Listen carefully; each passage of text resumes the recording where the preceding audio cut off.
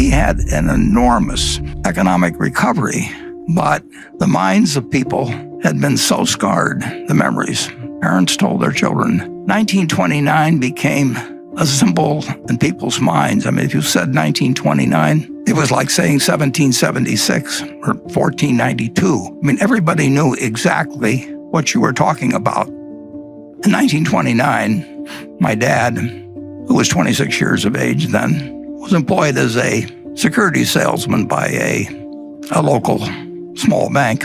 He sold stocks and bonds, but he mostly sold stocks. And when stocks fall 48%, and you were selling them to people a few months ago, you really don't feel like going out and facing those same people. So I think my dad probably elected to do, as they say now, shelter in place, which means stay at home.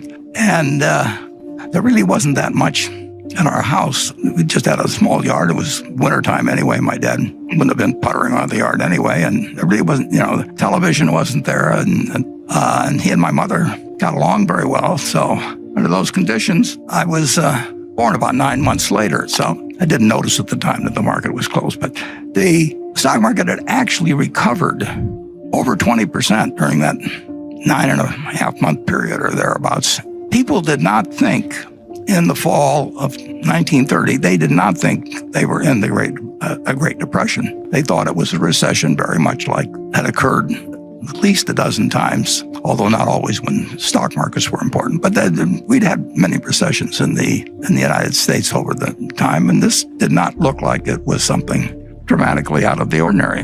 Actually, for about 10 days after my birth, the stock market actually managed to go up all of 1 or 2% there in those 10 days. Well, from that point, the stock market went from level of 240 to 241, which was a noticeable decline because if somebody had given me $1,000 on the day I was born and I'd bought stocks with it and bought the Dow average, my $1,000 would have become $170 in less than 2 years. That is something that none of us ever experienced. That we may have had it with one stock occasionally, but in terms of having a broad range of America marked down 83% in 2 years and marked down 89% of the peak was in September 3rd, 1929, was extraordinary. And in that intervening period, less than 1 year after I was born, just slightly less than 1 year, my dad went to the bank where he worked and had his account. And of course, the bank had a sign on it closed. And so he had no job. He had 2 kids at that point.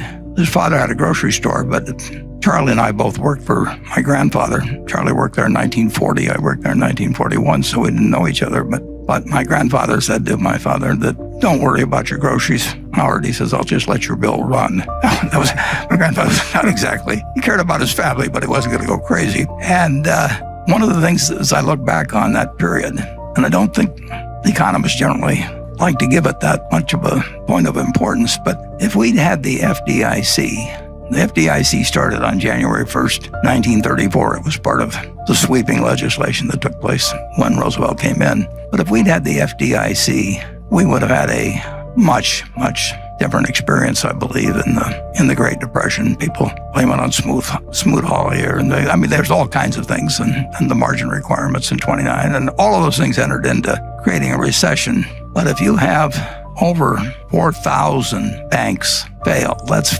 4,000 local experiences where people save and save and save and put their money away, and then someday they reach for it and it's gone. And that happens, in all 48 states, and it happens to your neighbors and it happens to your relatives. It has to have an effect on the psyche that's incredible. So one very, very, very good thing that came out of the Depression, in my view, is the FDIC. And it would have been a somewhat different world, I'm sure, if the bank failures hadn't just rolled across this country, and with people that thought that they were savers found out that they had nothing when they went there, and there was a sign that said closed. So the Great Depression went on and lasted a very long time, but it lasted a lot longer in the minds of people than it did actually in its effects. World War II came along, and on sort of an involuntary manner, we adopted Keynesianism. We started running fiscal deficits, of course, that were absolutely huge, and took our debt up to a percentage of GDP, which had never reached before and never reached since. So we had an enormous economic recovery, but the minds of people had been so scarred, the memories. Parents told their children. 1929 became a symbol in people's minds. I mean, if you said 1929, it was like saying 1776 or 1492. I mean, everybody knew exactly what you were talking about, and it affected stock prices in a rather remarkable way.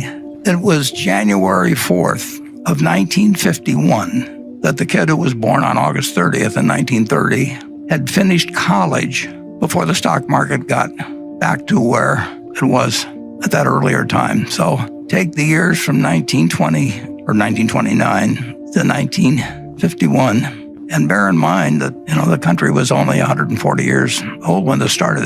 That's 20 years out of this amazing 231-year lifetime of our country. That was flat out a time for a long time of no economic growth and no feeling by people in terms about the wealth of the country, about what the American economy was worth, what all these corporations that were doing far, far, far better than they were long ago. But it took all of that time to restore in the market a price level that was equal to what it was when I was born 20 years earlier. So if you think about the fact that we're enduring a few months, and we'll endure many more months, and we don't know how it comes out. And people in the 30s didn't know how it was going to come out, but they endured, persevered, prospered, and the American miracle continued.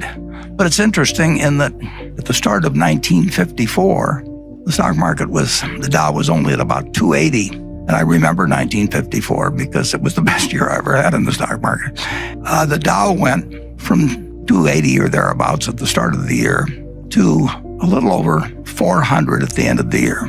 And as soon as when it crossed 381, that famous figure from 1929, when it went to 400, everybody wondered, is this 1929 all over again? And that seems a little far-fetched because it was a different country in 1954. But that was the common question, and it actually achieved such a level of worry about whether we were about to jump off another cliff, just because the 381 of 1929 had been exceeded, that Senator Bill Fulbright of Arkansas, who became very famous later in terms of the Foreign Relations Committee, but he headed the Senate Banking Committee, and he called a special investigation. He really was questioning whether we had built another house of cards again. And his committee, in March of 1955, with the Dow at 405, assembled 20 of the best minds in the United States to testify as to whether we were going crazy again. The Dow was at 400, and we'd gotten in this incredible trouble before. But that was the mindset of the country. It's incredible. We didn't really believe America was what it was. And my boss, the reason I'm familiar with this, was that I was working in New York for one of the 20 people that was called down to testify.